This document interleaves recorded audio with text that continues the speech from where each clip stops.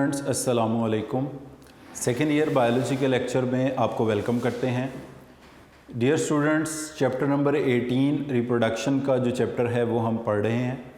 तो dear students, आप जानते हैं कि इससे पहले इसलिए पिछले लेक्चर में हम लोग सेक्सुअल रिप्रोडक्शन के टॉपिक को कंप्लीट कर चुके हैं। आज हम स्टार्ट करने जा रहे हैं रिप्रोडक्शन इन ह्यूमन बीइंग्स में, और उसमें जो हमारा पहला टॉपिक आ रहा है वो है mail reproductive system.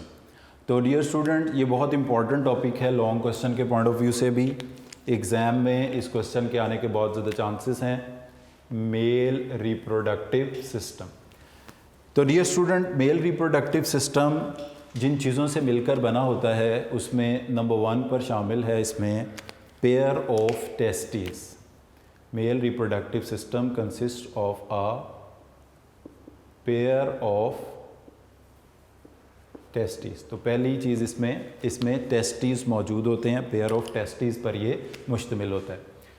Because these testis lie outside the body cavity, abdominal cavity, pelvis cavity, body के बाहर होता है ये इन अ सैक ऑफ स्किन। तो इसको हम एक्सटर्नल जेनिटेलिया में भी काउंट कर सकते हैं। उसके बाद डियर स्टूडेंट्स, जो पेयर ऑफ टेस्टिस के बाद जो मेल रिप्रोडक्टिव सिस्टम है ये मुश्तमिल होता है एसोसिएटेड डक्ट्स पर। कुछ नालियां हैं, कुछ डक्ट्स हैं जो कि इनको मिलकर बनाते हैं।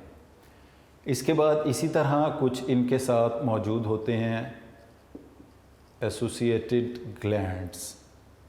कुछ ग्लैंड्स भी मेल रिप्रोडक्टिव सिस्टम का पार्ट होते हैं। और लास्ट में ये जिस ऑर्गन से मिलकर बने होते हैं इसको हम बोलते हैं कॉपुलेटरी ऑर्गन, या इसको हम कहते हैं पीनस।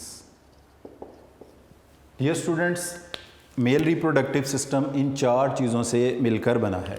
अगर हम इन 4 चीज़ों को विजुअलाइज करें इस डायग्राम के अंदर, तो जब हम इस डायग्राम में देखते हैं तो मेल रिप्रोडक्टिव सिस्टम में सबसे पहले नंबर पर पेयर ऑफ टेस्टिस हैं which are lying outside the body cavity in a sac of skin known as scrotum। तो इन टेस्टिस से रिलेटेड जो पार्ट हैं उसमें पहले नंबर पर आएगा स्क्रोटम। तो where testis lie outside the body cavity in a sac of skin which is known as scrotum में ये टेस्टिस मौजूद होते हैं।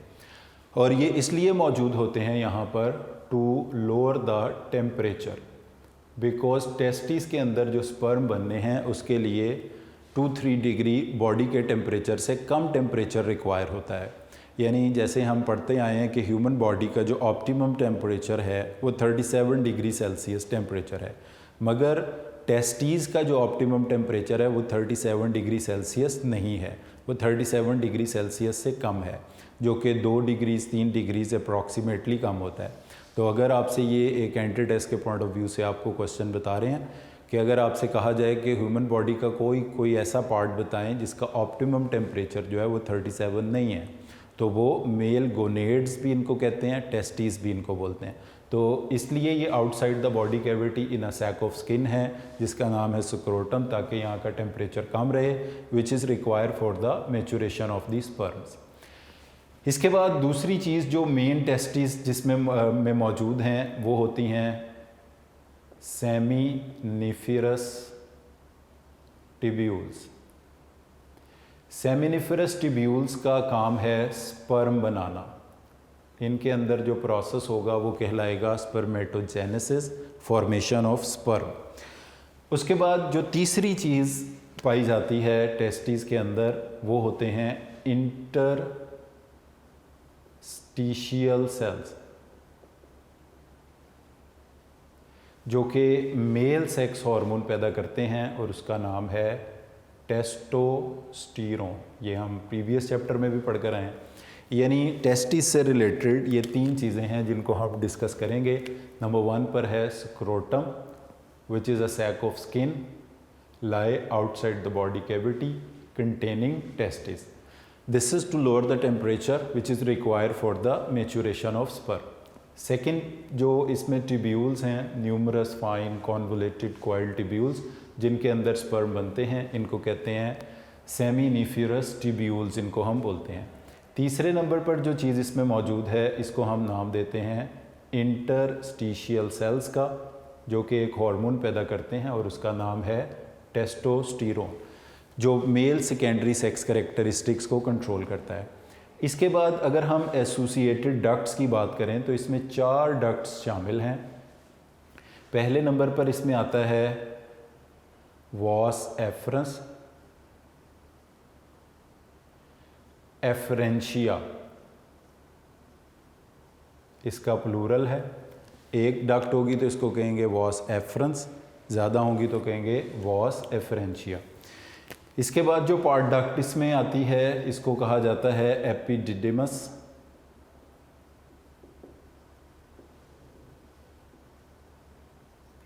उसके बाद जो तीसरी चीज़ इसके अंदर आएगी वो होगी वास डिफरेंस।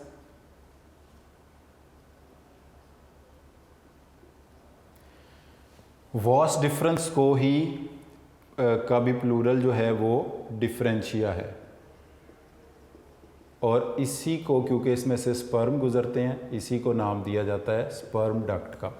तो वास डिफरेंस कह दें, वास डिफरेंशिया ज़्यादा के लिए, स्पर्म डक्ट एक ही बात है। उसके बाद इसमें शामिल है इजैक्यूलेटरी डक्ट, जो कि आगे जाकर मिल जाएगी यूरिथ्रा के साथ, जिसको कलेक्टिवली यूराइनोजेनिटल डक्ट भी आप कह सकते हैं। यानी 4 डक्ट्स हैं। पहले नंबर पर इसमें जो डक्ट है उसका नाम है वास एफरंस, प्लूरल इसका है वास एफरेंशिया।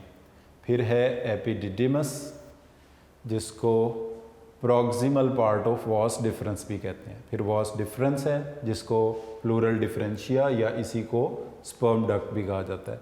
और लास्ट पार्ट में इजैकुलेटरी डक्ट है, जो कि कंबाइन हो जाती है with urethra.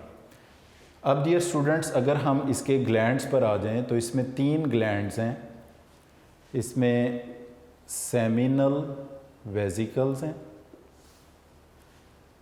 Which provide food, that is fructose to the sperm। दूसरा जो इसमें ग्लैंड है, इसका नाम है प्रोस्टेट ग्लैंड।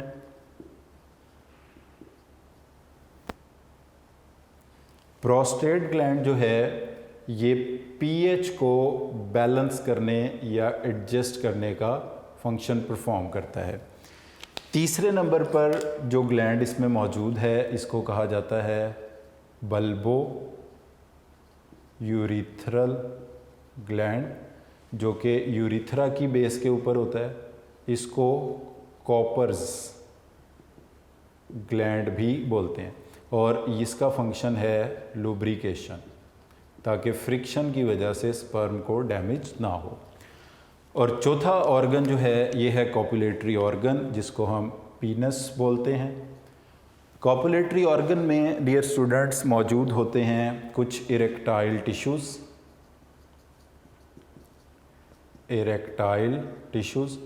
जो कि ब्लड से फिल करके इसको कॉपुलेशन के काबिल बनाते हैं।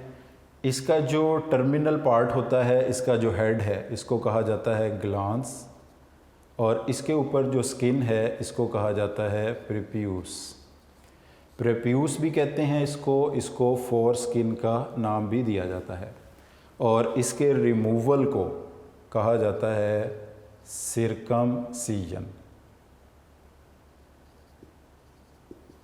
सिरकमसीजन इसको बोलते हैं। अब ये सारी चीज़ें डियर स्टूडेंट्स हम इस डायग्राम में देखते हैं। सबसे पहले आप इस डायग्राम में देखेंगे अगर, तो ये टेस्टिस मौजूद हैं, and these testis consist of fine coiled tubules which are known as seminiferous tubules का जिन्हें नाम दिया जाता है। और ये जिस सैक ऑफ स्किन में मौजूद हैं इसको कहा जाता है scrotum. They are lying in scrotum. तो testis are located outside the body cavity in a sac of skin which is known as scrotum. और तीसरी चीज़, इनके अंदर सेल्स होते हैं जिनको हम इंटरस्टिशियल सेल्स कहते हैं, जो टेस्टोस्टेरोन हार्मोन पैदा करते हैं। इसके बाद डियर स्टूडेंट्स, अगर हम ये डक्ट की यहाँ से भी सीक्वेंस अगर हम देख लें, पहले वास एफरेंस, फिर एपिडिडाइमस, फिर वास डिफरेंस। तो यहाँ पर अब हम इनको देखते हैं। कुछ शॉर्ट डक्ट्स होंगी जो स्पर्म को कैरी करेंगी इस कॉन्वुलेटेड पार्ट की तरफ। टेस्टिस की सरफेस के ऊपर जो कॉन्वुलेटेड टिब्यूल्स पड़ी होती हैं इनको कहा जाता है एपिडिडिमस। जो एपिडिडिमस से पहले डक्ट हैं इनको नाम दिया जाएगा वॉस एफरेंस का, प्लूरल एफरेंशिया। उसके बाद ये जो डक्ट है इसको नाम दिया जाएगा वॉस डिफरेंस का, ये वॉस डिफरेंस है। और ये क्योंकि स्पर्म कैरी कर रही है इसीलिए इसी को ही कहते हैं स्पर्म डक्ट, इसको बोलते हैं। तो इसलिए एपिडिडिमस को ये भी कहते हैं कि वॉस डिफरेंस का जो शुरू का हिस्सा है, जहाँ से वॉस डिफरेंस स्टार्ट होती है, वहाँ पर क्या मौजूद होता है? एपिडिडिमस मौजूद होता है। तो proximal part of vas difference को एपिडिडिमस कहा जाता है। यहाँ से ये डक्ट, ये सिम्फिसिस प्यूबिस, प्यूबिक बोन है, प्यूबिक बोन, और ये डक्ट जो है ऐसे बैकवर्ड कॉइल होके यूरिनरी ब्लैडर के अलॉन्ग साइड से एक ग्लैंड, सबसे पहला ग्लैंड जिसको ये पास करती है, इसको कहते हैं सेमिनल वेसिकल्स। सेमिनल वेसिकल से गुजरने के बाद it will come to another gland which is known as prostate gland. तो यहाँ पर ये यूरिथ्रा आ रहा है फ्रॉम यूरिनरी ब्लैडर, और ये जो इजैकुलेटरी डक्ट है जो which is carrying the sperm is coming from the seminal vesicles to the prostate gland. तो प्रोस्टेट ग्लैंड में इनकी फ्यूजन से ये जो डक्ट डेवलप हुई है इसको हम नाम देते हैं यूराइनोजेनिटल डक्ट का, यूरिथ्रा भी कह सकते हैं आप, because it is carrying urine as well as semen which is a sperm containing fluid. फिर तीसरा जो ग्लैंड यहाँ पे मौजूद है वो है base of the external genitalia या बेस ऑफ द यूरिथ्रा पर, इसको कहा जाता है बल्बो यूरिथ्रल ग्लैंड, जिसकी सिक्रीशन इस पूरे पैसेज को लुब्रिकेट करती है ताकि इससे पैसेज के दौरान स्पर्म को कोई डैमेज ना हो। इसके बाद ये एक्सटर्नल जेनिटेलिया है या कॉपुलेटरी ऑर्गन है जिसको कहा जाता है पीनस। ये कुछ इरेक्टाइल टिश्यूज़ पर मौजूद होता है जो कि ब्लड से फिल हो जाते हैं और कॉपुलेशन में हेल्प करते हैं।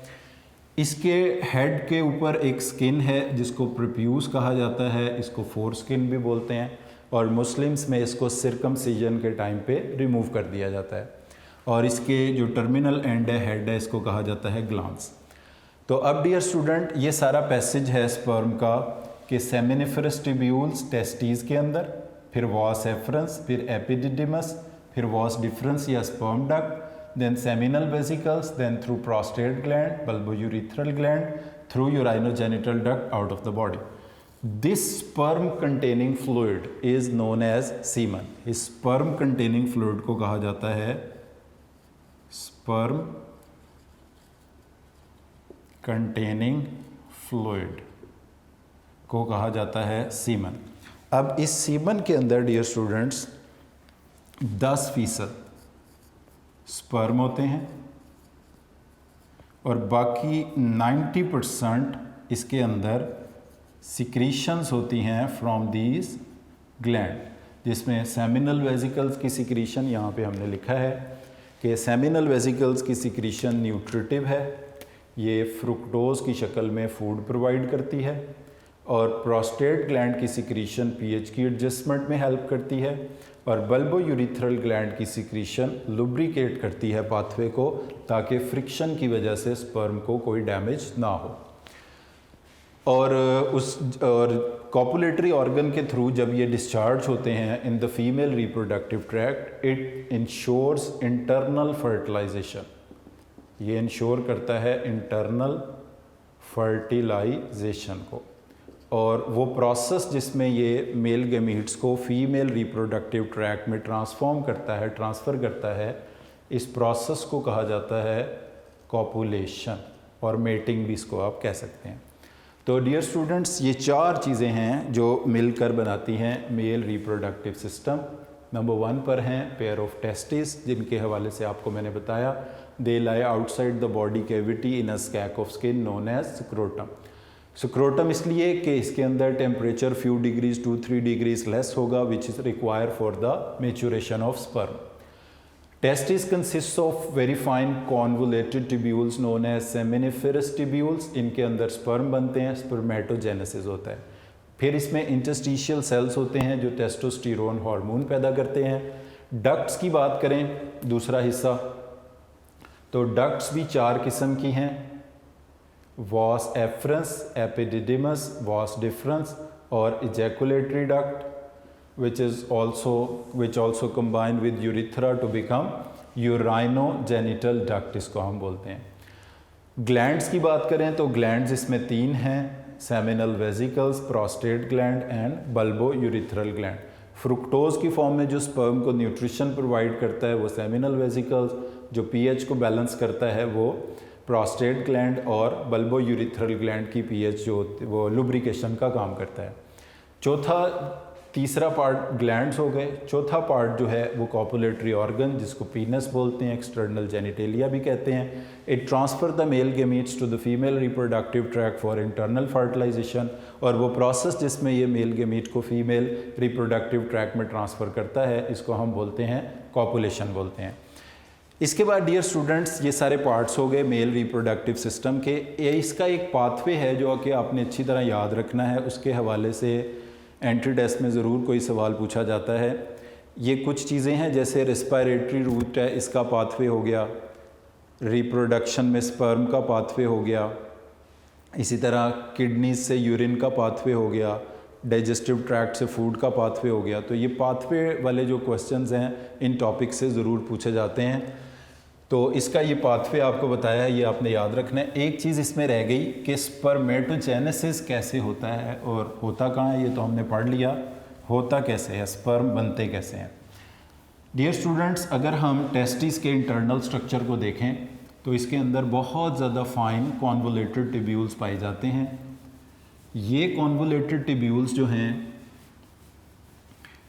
इनको अगर हम इंटरनल क्रॉस सेक्शन में देखें तो इनकी जो सबसे अंदर की सेल्स की लाइनिंग है उसको कहा जाता है जर्मिनल एपिथीलियम। जर्मिनल एपिथीलियम से स्पर्म बनने का प्रोसेस शुरू होता है। इसको अगर हम इस तरह क्रॉस सेक्शन में बनाते हैं तो ये जो सबसे अंदर वाली सेल्स की लेयर होगी इसको कहा जाएगा जर्मिनल एपिथीलियम। जर्मिनल एपिथीलियम के अलावा यहाँ पर जो कुछ सेल्स पाए जाएंगे इनको कहा जाएगा सर्टोलाई sales. So these cells are Sertoli cells. They provide nutrition, liquid medium, and also give protection to sperm. अच्छा, इसके बाद ये जो बाकी सेल्स हैं इनको कहा जाता है germinal epithelial cells. These cells will differentiate into sperm. ये जर्मिनल एपिथेलियल सेल्स डिफरेंशिएट होकर बनाएंगे स्पर्म। तो इधर से ही हम इस बात को स्टार्ट करते हैं कि सबसे पहले नंबर पर ये जर्मिनल एपिथेलियल सेल्स जो हैं ये डेवलप होंगे इनटू स्पर्म प्रोड्यूसिंग सेल्स, जिनको कहा जाएगा स्पर्मेटोगोनिया।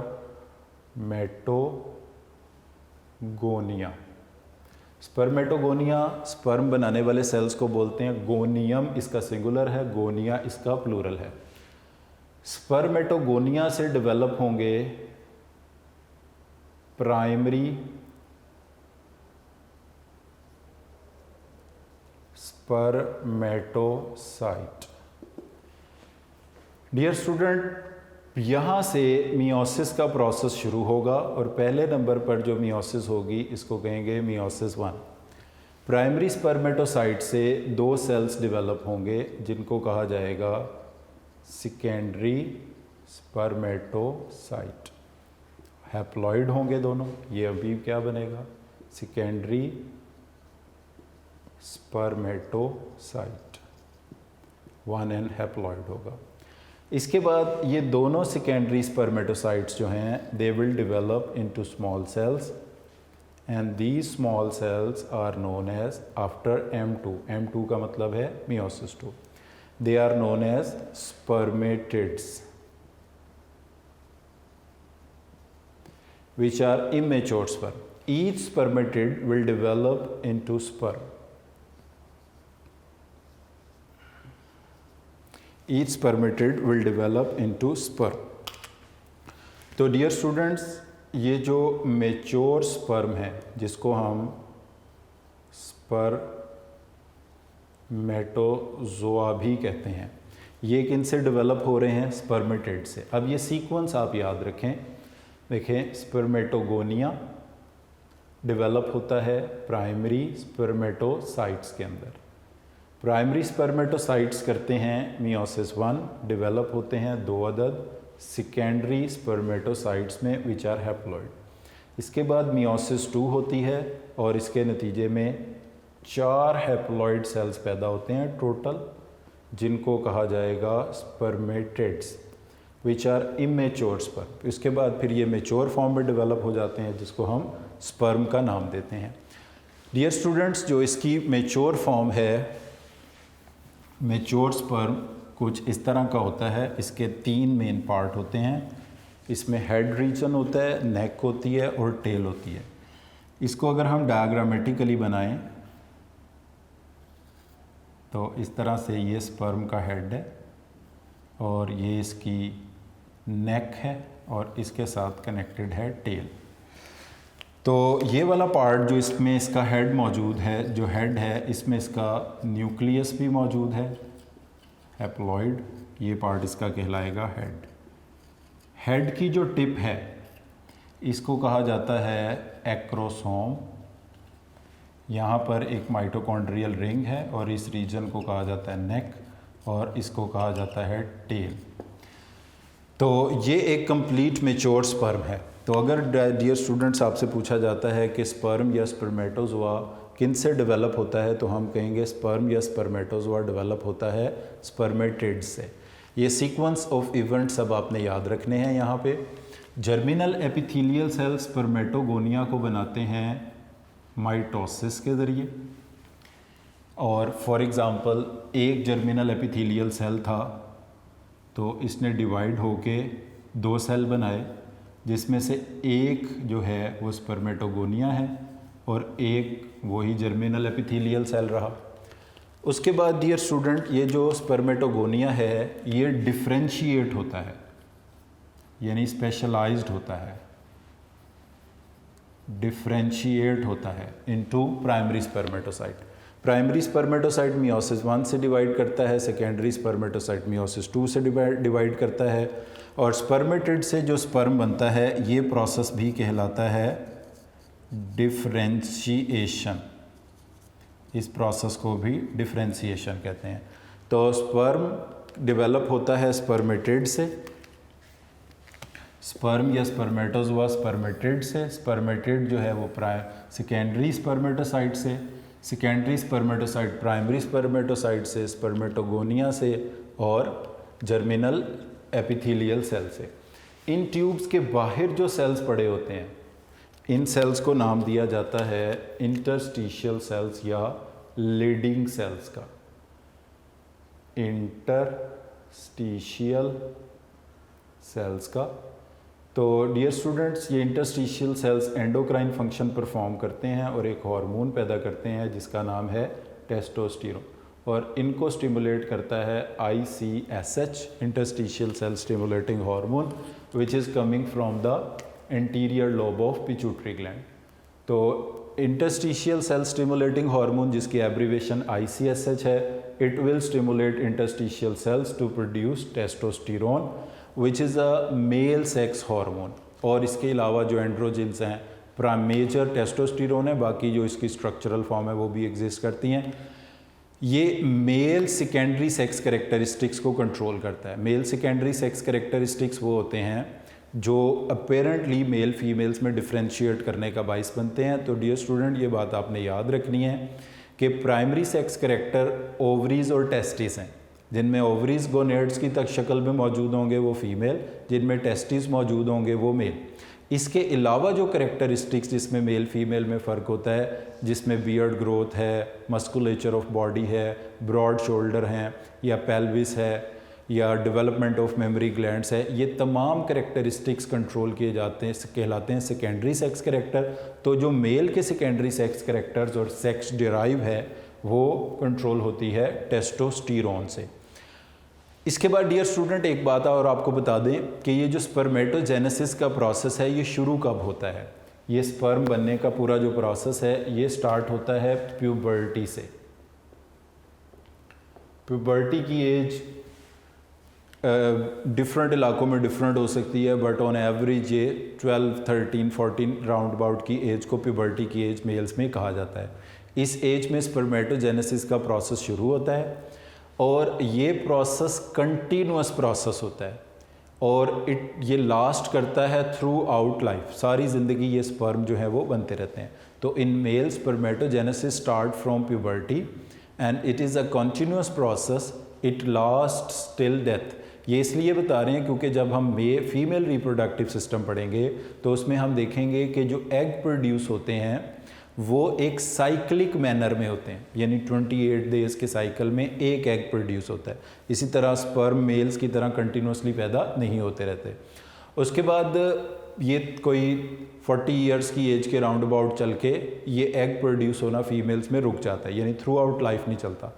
तो फीमेल्स में जो एग प्रोड्यूस होना साइक्लिक एक्टिविटी है, मेल्स में स्पर्म प्रोड्यूस होना कंटिन्यूस प्रोसेस है। और मेल्स में ये लास्ट करता है स्पर्म प्रोड्यूस होना टिल डेथ, जबकि फीमेल्स के अंदर एग प्रोड्यूस होना वो मेनोपॉज की 40 इयर्स की एज के राउंड अबाउट चल के रुक जाता है। इसके बाद डियर स्टूडेंट्स जो इसमें लास्ट इसके बारे में जो पॉइंट हमारा है कि स्पर्म की लाइफ कितनी है, तो फीमेल वैसे तो स्पर्म की जो लाइफ है आफ्टर इजैकुलेशन यानी सीमन में, ये एक्सटर्नल एनवायरनमेंट पे बेस करती है।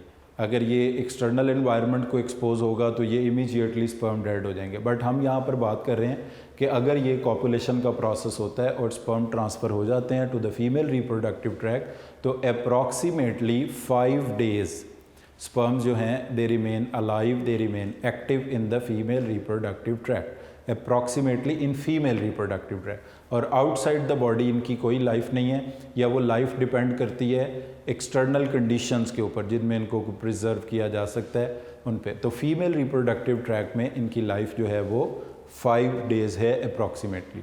तो डियर स्टूडेंट्स, ये हमारा लॉन्ग क्वेश्चन का बड़ा ही इंपॉर्टेंट टॉपिक था मेल रिप्रोडक्टिव सिस्टम का। एक बार फिर इसको ओवरव्यू कर लें। जैसे आपको इसमें बताया कि 4 चीज़ें रिप्रोडक्टिव सिस्टम को बना रही हैं। पेयर ऑफ टेस्टिस बना रहे हैं, उसके बाद एसोसिएटेड डक्ट्स हैं, एसोसिएटेड ग्लैंड्स हैं, और लास्ट में ये कॉपुलेटरी ऑर्गन या एक्सटर्नल जेनिटेलिया भी कहते हैं जिसे ये मौजूद है। फिर इनके पार्ट्स और इनके फंक्शंस हमने डिस्कस किए, जिसमें टेस्टिस में 3 चीज़ों के मेनली आपको फंक्शन आने चाहिए। स्क्रोटम सैक ऑफ स्किन है विच इज़ लाई ना एब्डोमिनल कैविटी में है ना आउटसाइड द बॉडी कैविटी है, और इसलिए है कि टेम्परेचर कम रहे। फिर इसके बाद सेमिनिफरस ट्यूब्यूल्स का मेन फंक्शन है, इनके अंदर स्पर्म बनते हैं। इस तरह से ये जो सारे चेंजेस हैं ये आपको बताया कि ये जर्मिनल एपिथेलियल सेल से स्टार्ट हुए। पहले स्पर्मेटोगोनिया, फिर प्राइमरी स्पर्मेटोसाइट, फिर सेकेंडरी स्पर्मेटोसाइट, फिर spermatid and then finally sperm. तो ये सारा प्रोसेस सेमिनिफरस ट्यूब्यूल्स में। इनके बाहर जो सेल्स हैं इंटरस्टिशियल सेल्स, उन्होंने पैदा किया टेस्टोस्टेरोन जो सेकेंडरी सेक्स कैरेक्टरिस्टिक्स को कंट्रोल करेगा और सेक्स डिराइव को भी कंट्रोल करेगा। उसके बाद जो डक्ट्स की सीक्वेंस है, जो टेस्टिस से कैरी करे स्पर्म को, वो बहुत छोटी डक्ट्स होती हैं एपिडिडाइमस की तरफ, वो कहलाती हैं वॉस एफरेंस प्लूरल एफरेंशिया, और जो कैरी करेंगे जिसमें ये स्पर्म मैच्योर होंगे इसको कहेंगे एपिडिडाइमस। इसके बारे में एक एमसीक्यू अक्सर पूछा जाता है, proximal part of vas deferens is known as, proximal part of vas deferens is known as. Proximal dear student कहते हैं शुरू के हिस्से को। तो वॉस डिफरेंस आप डायग्राम में देख सकते हैं, जहाँ से शुरू हो रहा है वहाँ पर क्या मौजूद है, एपिडिडिमस, या यूं भी इसको कहते हैं a convoluted part, a convoluted tubules lying on the surface of testis are known as epididymis. तो proximal convoluted part of vas deferens, या प्लूरल हो तो डिफरेंशिया। तो इसका आंसर होगा एपिडिडिमस। तो इसके शुरू में एपिडिडिमस मौजूद होता है और यहाँ पर स्पर्म मैच्योर होते हैं, इसीलिए वॉस डिफरेंस जब स्पर्म को कैरी करती है इसको स्पर्म डक्ट भी कहा जाता है। तो डियर स्टूडेंट्स, यहाँ पर हमने ये डिस्कस किया है इसके एज अ लॉन्ग क्वेश्चन इसमें कुछ चीज़ें हैं जो शॉर्ट क्वेश्चन के तौर पर भी इसमें पूछी जाती हैं, जैसे कि ख़ास तौर पर इसमें पूछा जाता है what is the role of testosterone या इंटरस्टिशियल सेल्स, या फिर इसी तरह व्हाट आर स्टर्टोलाई सेल्स या उनका रोल क्या है, व्हाट इज़ स्पर्मेटोजेनेसिस, तो उसमें आप उसकी सीक्वेंस का स्केच ड्रॉ कर देंगे। और फिर जितने पार्ट्स हमने पढ़े हैं इनके क्या क्या फंक्शन हैं, जैसे अभी हमने पढ़ा कि कौन कौन से ग्लैंड्स हैं, which type of glands are involved in male reproductive system. तो 3 ग्लैंड्स हैं, उनके नाम हैं सेमिनल वेसिकल्स। सबसे पहले स्पर्म इसी से पास करते हैं और ये फ्रुक्टोज की शक्ल में, ये आपको पता है फ्रुक्टोज एक कार्बोहाइड्रेट है, इसकी फॉर्म में ये फूड प्रोवाइड करते हैं टू द स्पर्म। फिर प्रोस्टेट ग्लैंड है,